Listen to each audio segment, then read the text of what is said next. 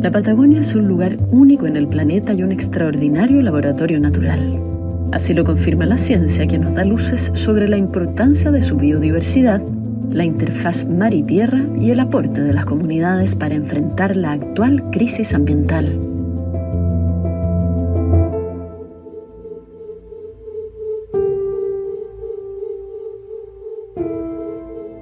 En Patagonia, Tierra, Mar y Ciencia abordamos las oportunidades y desafíos para la conservación integral de esta región como un legado para Chile y el mundo. Conducido por Paula Díaz Levy, este espacio es presentado por el Programa Austral Patagonia de la Universidad Austral de Chile. Ladera Sur Podcast.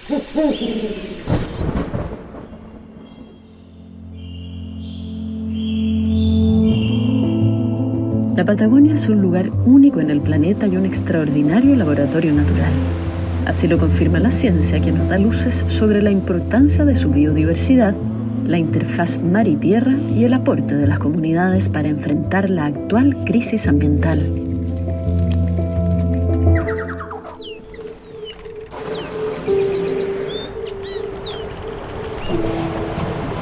En Patagonia, Tierra, Mar y Ciencia abordamos las oportunidades y desafíos para la conservación integral de esta región como un legado para Chile y el mundo. Conducido por Paula Díaz Levy, este espacio es presentado por el Programa Austral Patagonia de la Universidad Austral de Chile.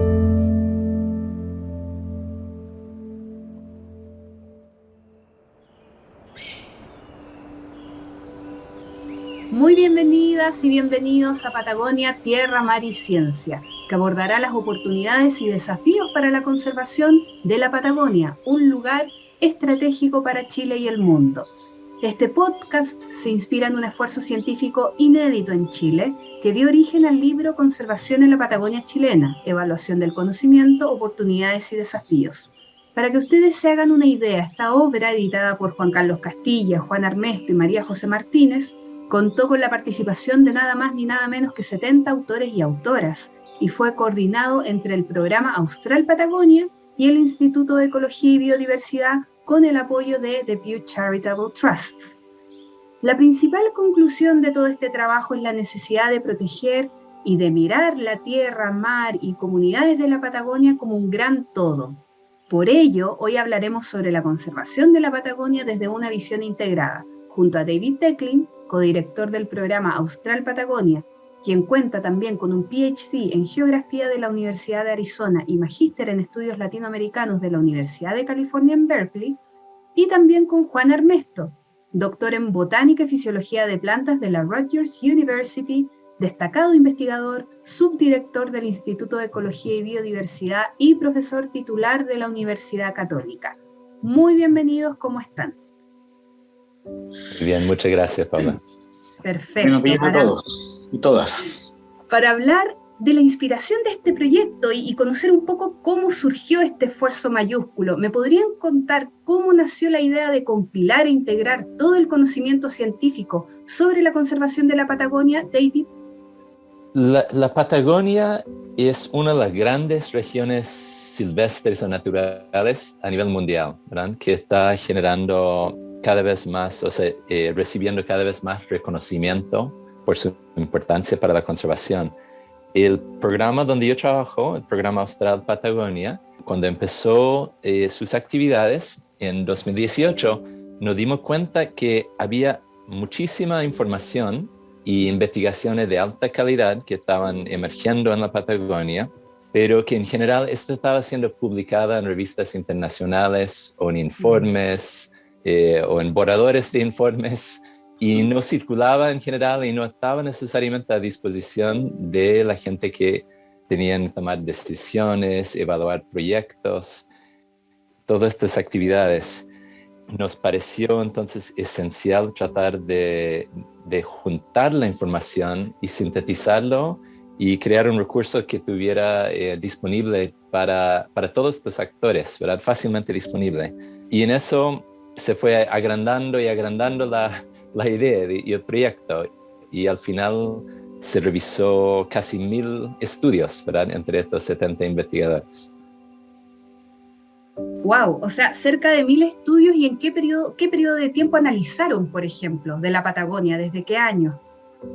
El equipo que trabajó en eso, o más bien la red que trabajó en eso, que involucraba gente desde los centros de investigación en la Patagonia, como el Centro de Investigación de Estudios Patagónicos en Coyhaique, gente de la Universidad de Magallanes, en Punta Arenas, de la misma Universidad Austral, la Universidad Católica y varios otros.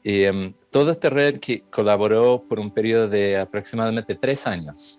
Y una cosa importante que hicimos también en este proceso era, considerando que se requieren distintas perspectivas y disciplinas para entender la realidad, pedimos a 10 especialistas a partir de hacer informes sobre temas críticos, ¿verdad? Como no se puede abarcar todo, pero queríamos entender temas de mucha importancia actual, como por ejemplo las presiones que se espera del cambio climático. Entonces, un poco fue generando otras preguntas y se sumaron más especialistas y ahí como una bola de nieve. Juan, si me pudieras contar por qué es tan importante hacer iniciativas mayúsculas como esta, considerando sobre todo las presiones y amenazas que enfrenta la Patagonia. ¿Cuáles son esas presiones y amenazas? Hay varias razones por las cuales debemos poner este énfasis en la ciencia multidisciplinaria y con muchos actores, ¿eh? O sea, la investigación siempre se ha pensado, si ustedes piensan en la historia de la ciencia, en como una cuestión así individual, en que cada un investigador se encierra en su cuarto y se pone a pensar, pero este esfuerzo es algo diferente y es una cosa que se ha hecho cada vez más necesaria en la ciencia actual. Necesario formar equipos de colaboración entre gente que tiene distintas especialidades y distintas visiones. En este caso de la Patagonia, como es un territorio amplio con una diversidad de elementos importantes, no solamente la biodiversidad, sino también el agua, las plantas y principalmente la gente y las comunidades humanas que viven allí. Entonces la idea fue buscar una forma de integrar todos esos elementos, integrarlos a través de una misión coproducida, si te quieres decirlo así, coproducida por todos los participantes, 70 personas que participaron en este esfuerzo, en base a algunas pautas que se plantearon desde el comienzo. El mundo está en este momento bajo una gran presión y amenaza. Todos lo sabemos porque hay una crisis de la biodiversidad y un problema inminente de cambio climático a nivel global, que ya está muy documentado por la comunidad científica internacional y nacional. O sea, la información está para mirar el problema que tenemos como un problema grave y un problema además que es urgente resolver. De manera que una de las amenazas obviamente está relacionada con estas presiones mundiales, globales, o sea que son grandes. El cambio climático, especialmente en las regiones de altas latitudes como la Patagonia, va a ser muy fuerte. Pero además de eso hay otras presiones que tienen que ver con problemas que son particulares de aquí del territorio nacional, como por ejemplo la extensión de los salmonicultores que están y incluso el cultivo de organismos para el consumo humano que se está haciendo en la Patagonia, no solamente incluye los salmones, sino muchas otras especies, y todo esto está ocurriendo simultáneamente en muchos lugares. Entonces es una amenaza fuerte. Y las regulaciones que hay sobre estos problemas a nivel nacional son pocas, y a nivel regional también. O sea, tenemos que trabajar en ver cómo podemos avanzar en esa demarcación de los espacios posibles y los espacios que debemos limitar. Como estamos trabajando en una constitución, me parece que es un buen momento para mencionar esa preocupación. Siguiendo a Juan, una cosa que siempre creo que es importante destacar respecto a las presiones y amenazas es en el contexto histórico del país. Me acuerdo cuando yo empecé en los años 90 de trabajar en la conservación en Chile, era muy común de escuchar de que la Patagonia no era necesario preocuparse mucho, porque por un lado había una gran extensión de áreas protegidas, ¿ya? Y por el otro lado estas áreas se conservaban solos, porque el área era muy remoto, había pocos accesos, muy poca gente llegaba, etc. Esta era como la visión de que, me acuerdo, ¿verdad?, de los años 90.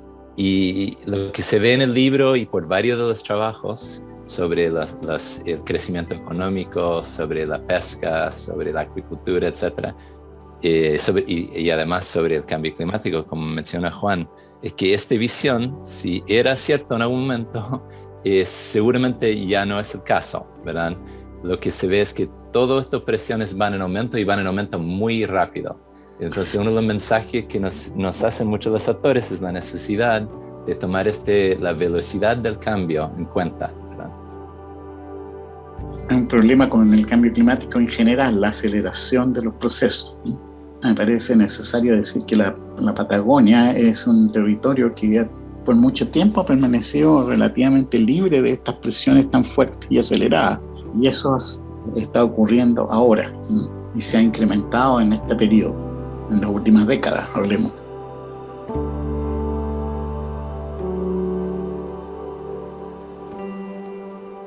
Y en ese sentido, luego de haber realizado todo este barrido y análisis de información, ¿cuáles fueron los principales resultados y conclusiones respecto a la naturaleza y las comunidades de la Patagonia? Por ejemplo, alguna información interesante sobre la superficie de bosques, los fiordos, la extensión de zonas costeras. ¿Hubo algún dato que los sorprendiera?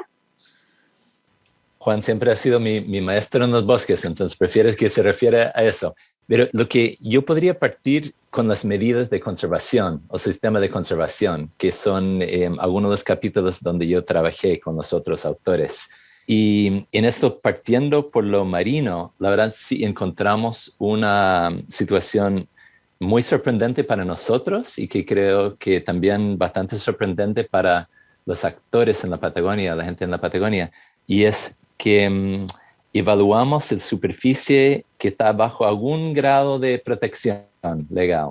Y encontramos en primer lugar de que hay aproximadamente 6% de las aguas de la Patagonia, las aguas costeras, que están en alguna figura de protección. Y eso más o menos es lo que se sabía.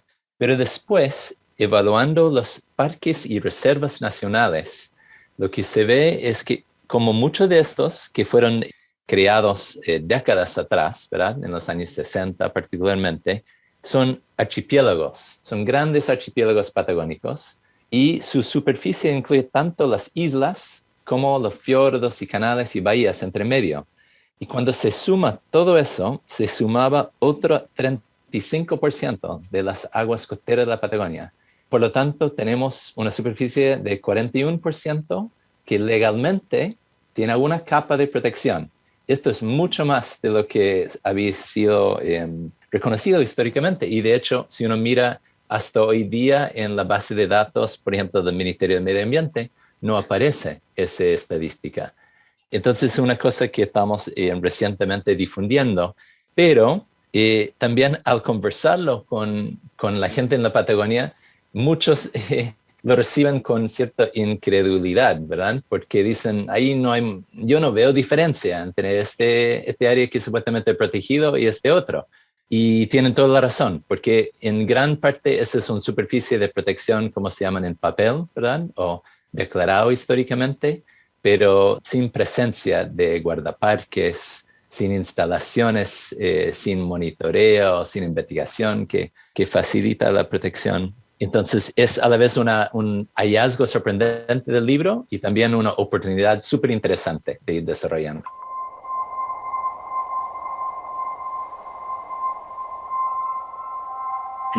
El proyecto de Pew y David y todos los otros colaboradores nos pareció muy interesante en el Instituto de Ecología y Biodiversidad desde el comienzo, porque siempre ha sido un interés nuestro esta región, la región patagónica, en sensu lato, como diría uno, porque hablaríamos desde el territorio que abarca desde Chiloé a Tierra del Fuego y Cabo de Horno.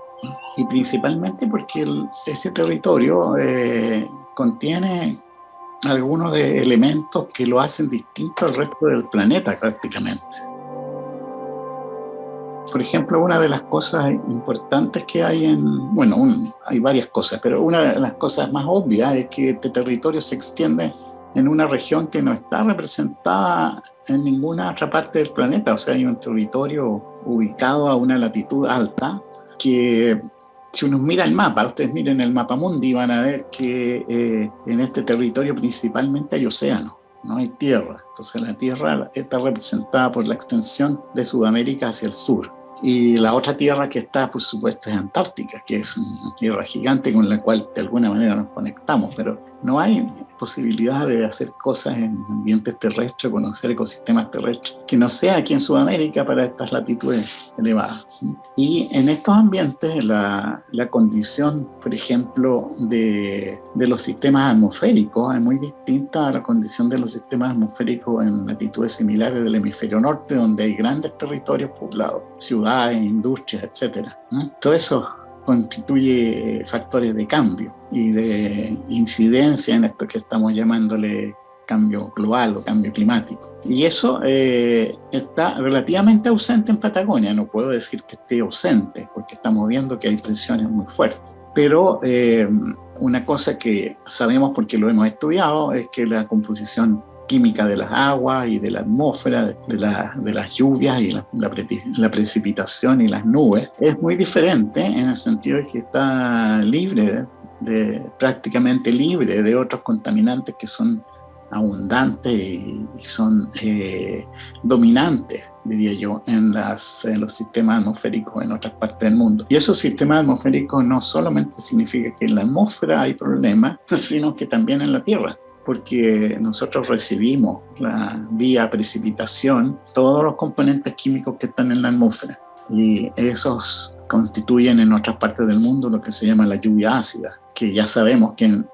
Norteamérica y en Europa ha producido estragos graves, no solamente en los bosques, en las áreas forestadas, porque ha causado deterioro de los sistemas ecológicos, sino que también a los humanos, en las poblaciones humanas, que tienen impacto en las poblaciones humanas, en las aguas dulces y en las aguas marinas.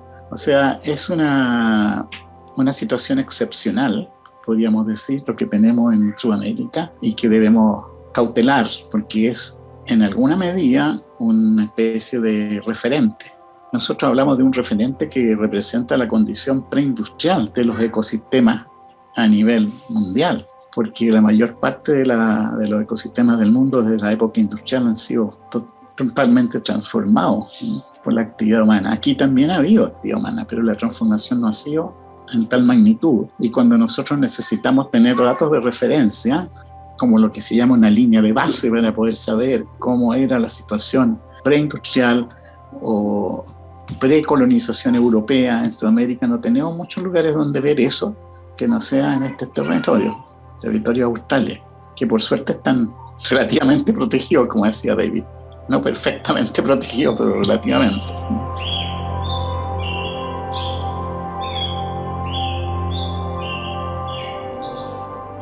Estaba pensando en la pregunta de los hallazgos del libro. Siempre cuesta porque hay tantos, ¿verdad? Sí. Porque son 18 capítulos, muchos autores con muchas conclusiones.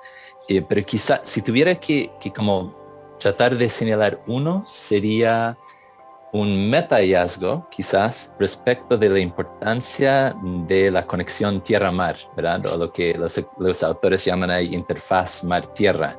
Se destaca que la Patagonia es, por su geografía, ¿verdad? Por la línea de costa tan larga de más de 100.000 kilómetros de fiordos, y es una de las grandes extensiones de interfaz mar-tierra, uno de los grandes sistemas de eso a nivel mundial. Y eso se genera en parte por la conexión del agua dulce, ¿verdad? Entonces hay trabajos muy interesantes en el libro, glaciares, cuencas, ríos, y la importancia de este sistema en su influencia en el mar interior, ¿verdad? Que es de hecho, está descrito como un gran estuario, un área donde se mezclan el agua dulce y el agua salada. Y eso es una de las áreas más abundante en biodiversidad, ¿verdad? Y más productiva que tenemos en el país. Entonces yo creo que ese factor fue muy destacado y es algo que, la verdad, tanto desde la investigación como del mundo de la planificación y la política públicas, ha sido poco tomado en cuenta, ¿verdad? Hay pocas políticas que miren el mar y tierra juntos en esta región en general.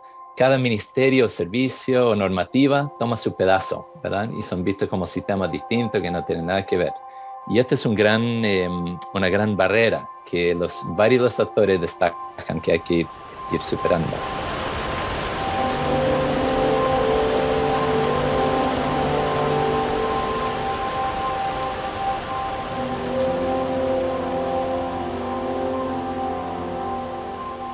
De hecho, una de las cosas que a mí me sorprende siempre en la conservación es que las aguas dulces que están dentro de los parques nacionales no son de los parques nacionales, sino que tienen otra propiedad, como es verdad esto, yo lo entiendo así, porque en Patagonia es más fuerte esa cantidad de aguas dulces que hay incluida en los parques nacionales. Efectivamente, aunque como el libro describe, tenemos un solo sistema aquí. Nuestro sistema política administrativa trata como cada componente por su parte, y un artefacto de eso es que un río que fluye libremente por medio, no sé, desde el Parque Torres del Paine, por ejemplo, para dar un ejemplo, el río Sarmiento, que surge del Torres del Paine, tiene alimentación por glaciares, llega al mar en el Parque Nacional Reserva Nacional Kawascar, pero en todo ese trayecto el río en sí no tiene protección. Entonces está susceptible a extracción de áridos, a proyectos de represa, lo que sea. Como en la gran parte del mundo, ¿verdad? Los ríos son los sistemas más impactados por el uso humano. Entonces, es una brecha muy importante que los autores destacan, la necesidad de avanzar con la protección de los sistemas acuáticos también. Voy a agregar una cosita más que tú me contabas, David, que en gran parte del mundo la mayor parte de los ríos están represados o tienen una gran cantidad de represas que cambian sus flujos y sus condiciones para los organismos que viven en esos ríos. Entonces, en esta región de Chile en particular, digamos, ese impacto es relativamente menor. No es que no haya interés en que aumente, estamos viendo las presiones para generar nuevas represas, pero en este momento es un lugar especial respecto al mundo, porque en otros lugares esta cantidad de represas es mucho más grande y los ríos el agua de los ríos está utilizada para muchas cosas. Así es una situación casi única, yo diría. Y en ese sentido es súper importante el mensaje de esta iniciativa, que es esta fragmentación, ¿cierto? De ver de manera atomizada los componentes de la naturaleza que forman un todo, incluyendo también, por supuesto, a las comunidades. Entonces, ¿cuáles son las consecuencias de toda esta fragmentación y esta visión que le resta complejidad, que simplifica la Patagonia? ¿Cuáles son las consecuencias de todo esto y cuáles son las políticas públicas o medidas que ustedes consideran que deberían tomarse para justamente conservar a la Patagonia de una forma integrada? Quizás partiendo por lo positivo o por la oportunidad que tenemos, que también es un mensaje del libro, ¿verdad? De que en la Patagonia estamos con más tiempo para actuar, estamos en mejor posición que en el resto del país y en muchos países. Y hay una base interesante de conservación. Igual sigue, tal como dice Paula, hay una situación de fragmentación, pero independiente de eso, tanto por el lado de tierra como mar, hay un sistema de conservación muy importante que lleva más de 50 años, ¿verdad?, en desarrollo por muchos actores, ¿verdad? Entonces, este es un legado muy importante. Más del 50% de la tierra y, como mencioné antes, más del 40% del mar, con este primer reconocimiento de importancia y de protección legal. Entonces, lo que instamos en varios de los capítulos es de aprovechar esta base, ¿verdad?, de hacer un enfoque integral a reforzar estas áreas y dotarles de los recursos que necesitan para generar un sistema que, la verdad, podría ser la mejor, seguramente uno de los mejores sistemas de áreas protegidas a nivel mundial, ¿verdad?, de ser bien implementado, con recursos, con todo lo que se espera de un área protegida, presencia en terreno, investigación, monitoreo que sigue tanto las amenazas como el efecto del mismo manejo, integración de las comunidades, ¿verdad?, una relación bien recíproca entre las comunidades locales y el área protegida. Todo esto hoy en día es como el estándar de manejo de áreas protegidas y es un poco lo que estamos impulsando. Y lo último que quería mencionar, ese sería como las áreas protegidas que son del Estado, ¿verdad? O del país, donde todos son dueños y partícipes, etc. Pero en la visión como integral que estamos promoviendo también en este libro, destacamos además la necesidad de integrar con otras acciones, otras figuras y medidas de conservación que no están en manos de las instituciones del Estado, ¿verdad?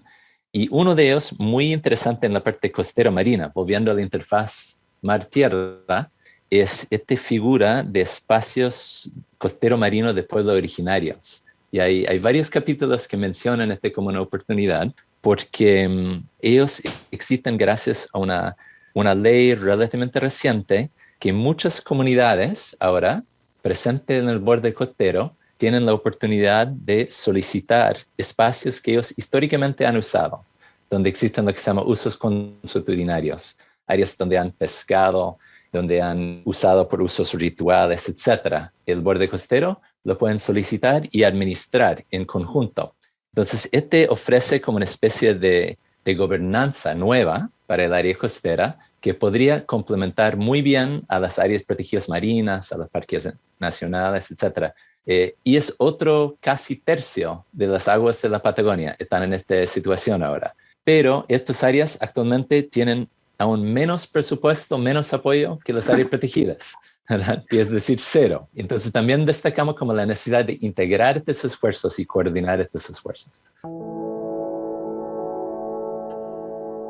Yo creo que hay una necesidad grande de mirar el territorio de otra forma, como se ha mirado antes. O sea, yo creo que la oportunidad, dijiste una oportunidad, y esa oportunidad me parece que tiene que ver con si podemos concebir una forma de mirar el territorio de Chile de otra forma en este espacio de la Patagonia, para hacerlo distinto al resto de Chile. Ustedes saben que el resto de Chile también tiene áreas protegidas, pero estas son pequeñas islas dentro de un territorio totalmente transformado por los seres humanos, por la actividad humana. Y eso, la Patagonia nos presenta una oportunidad para hacer las cosas de manera distinta. Bueno, obviamente hubo unas razones históricas por las cuales todo fue así, pero las razones históricas podemos, en el caso de la Patagonia, la historia es un poco diferente. Y podemos aprovechar eso como una oportunidad. Yo creo que hay una gran cantidad de oportunidades en términos del turismo, que van a ayudar a la economía, en términos de las fuentes de agua que tenemos en este territorio, las posibilidades de generar energía alternativa, una gran cantidad de oportunidades grandes que tienen que compatibilizarse con el resguardo de este sistema único, del sistema ecológico único y humano único, en el sentido de que está interconectado todo lo que tiene que ver con el agua, la tierra, los sistemas acuáticos y las poblaciones humanas principalmente. Y en ese sentido, Juan, bueno, estamos hablando de que obviamente es muy necesario ver y proteger a la Patagonia en su complejidad, pero de todas maneras los bosques siempre son como un ícono de esta región, ¿cierto? Y tú, como una persona que ha trabajado durante largo tiempo en la investigación de los bosques, ¿qué destacarías como medidas que se requieren para proteger los bosques de la Patagonia, considerando los beneficios o contribuciones que entregan no solo al resto de la naturaleza local, sino que también a las personas? Bueno, ya hemos destruido gran parte de los bosques de la Patagonia, por desgracia, a través de incendios y otras cosas, en Aysén principalmente, implantación de especies exóticas. Ese es un problema vigente. Sabemos que hay un proyecto de plantar pinos o coníferas exóticas en zonas de la estepa patagónica. Yo creo que ahí hay una primera cosa, es no hacer grandes transformaciones que son destructivas antes de empezar a conocer. Nosotros ni siquiera conocemos bien los bosques de Patagonia. Yo me aprecio por conocer harto los bosques de Chile, pero los de Patagonia no los conozco bien, a pesar de que he estado en muchos de ellos, porque están en lugares alejados. Como decía Ana Astorga, digamos, estas cuencas abastecedoras de agua que surgen de las montañas tienen bosques fantásticos. Ojalá la gente pudiera ir y mirarlo, pero es quizá un ejercicio que debemos hacer en un helicóptero, porque entrando ahí ya vamos a cambiar muchas cosas. No hay muchos bosques iguales a estos en el mundo. Quizás en el hemisferio norte tenemos mucho más bosques en latitudes altas, como el bosque boreal, ¿cierto? Los bosques de Rusia, no sé. Pero aquí en Chile tenemos un equivalente a eso, que son los bosques patagónicos, que no son iguales a los bosques de las grandes estepas rusas o los grandes bosques boreales, son muy diferentes. No tienen dominancia de coníferas, que son los pinos, ¿cierto? Entonces yo creo que ahí hay un valor especial que todavía no hemos reconocido muy bien, que estos bosques son muy diferentes a los del resto del mundo. Bueno, Juan, tú algo que mencionaste recién es que todavía hay aspectos que no se conocen, ya sea de los bosques o de otro tipo de vegetación o quizás de otro tipo de ecosistemas. ¿Qué queda por conocer de la Patagonia? ¿Hay algo que todavía falte por desentrañar, David? Muchísimo, muchísimo. Y eso es algo que se destacan los autores del libro, que este libro, como tratamos de hacer un estado de conocimiento actual hasta ahora, pero es solo un primer paso y esperamos que ese, la verdad, ayuda a los investigadores que están surgiendo ahora en desarrollar su investigación, atraer más investigación a la Patagonia, porque a pesar de los 1000 estudios que encontramos, esto es poquísimo. Como mencionó Juan, la mayoría del terreno en la Patagonia nunca ha tenido una visita de investigación, ¿verdad? De hecho, encontramos en la revisión de los artículos que casi todo lo que se sabe de las áreas protegidas viene de tres parques nomás, de los más de 40 áreas protegidas.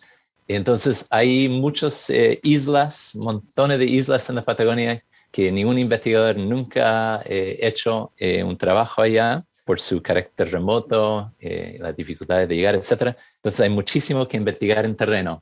Y hay varias cosas críticas también que tenemos que saber luego, ¿verdad? Para enfrentar las amenazas sobre el área. Uno que me gustaría destacar que sale del trabajo de los equipos marinos que trabajaron en el libro, tiene que ver con esta conexión entre la biodiversidad y el cambio climático. Y esencialmente es identificar mejor las zonas en el borde costero, en el mar, que podrían tener más resistencia, más estabilidad frente al cambio climático que estamos viendo. Y estas áreas que se conocen ahora en la literatura como refugios climáticos, o áreas donde se puede esperar que hay más probabilidad que los ecosistemas y las especies siguen viviendo a pesar del aumento de temperatura del agua o aumento de acidificación del agua. Entonces son críticos si las especies van a sobrevivir este periodo difícil que estamos viviendo. Entonces, por ejemplo, el doctor Rodrigo Huque, que era un autor de uno de los capítulos marinos en el libro, destaca que se requiere un proceso urgente de identificar los refugios climáticos y después de establecer formas de planificar y protegerlos.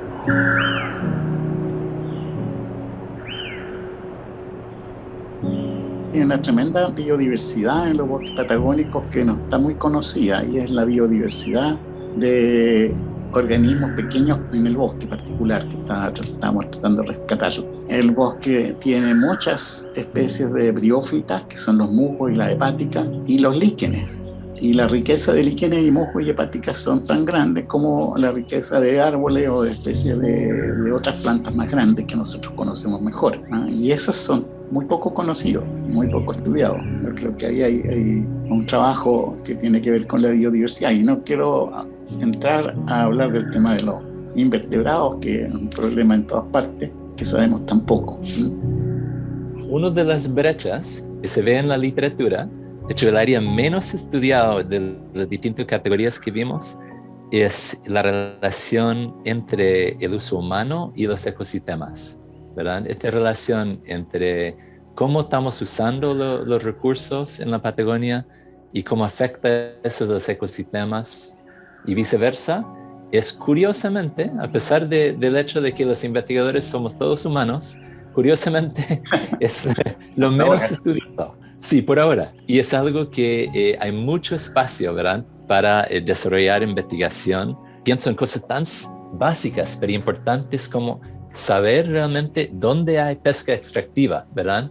En toda la región patagónica. Si uno busca un mapa que te muestra cuál es la huella actual de la extracción, ese mapa no existe, ¿verdad?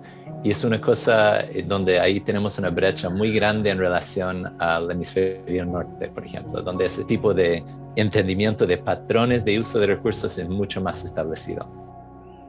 Como en Chile tenemos una obsesión con lo privado, y si uno mira las costas están llenas de lugares asignados ya, o sea, ya entregados a aquellos que van a usarlos para explotación de cultivo o de especies introducidas.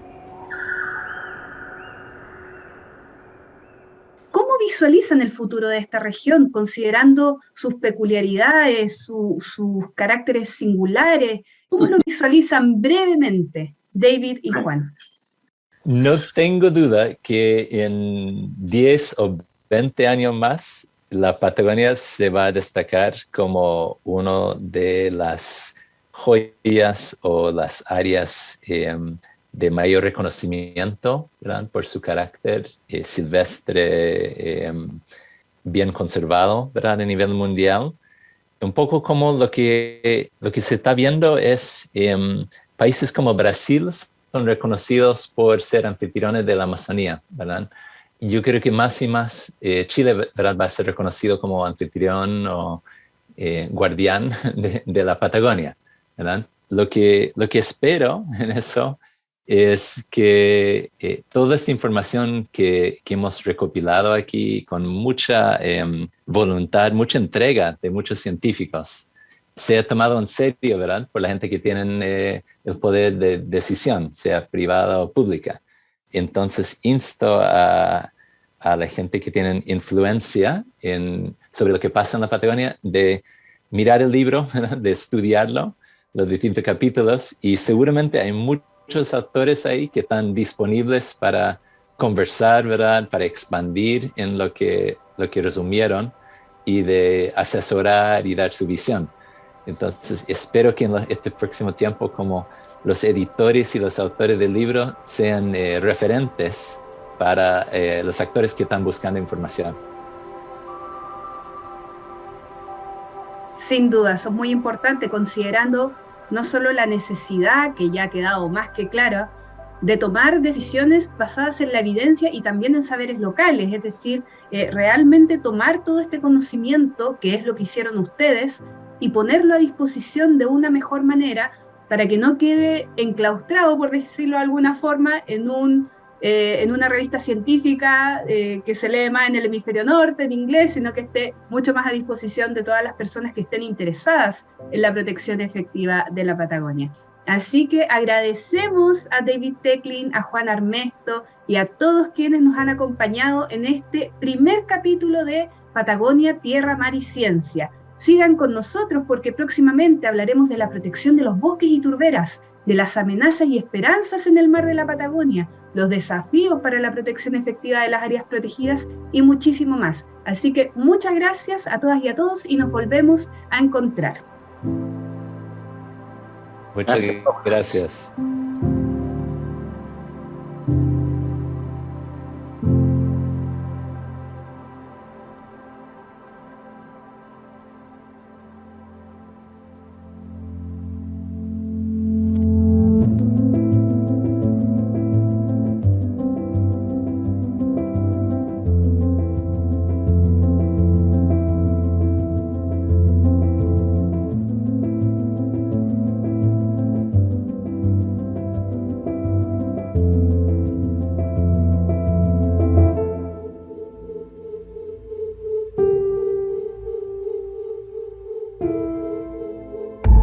Patagonia, Tierra, Mar y Ciencia es un podcast inspirado en el libro Conservación en la Patagonia chilena, Evaluación del conocimiento, oportunidades y desafíos.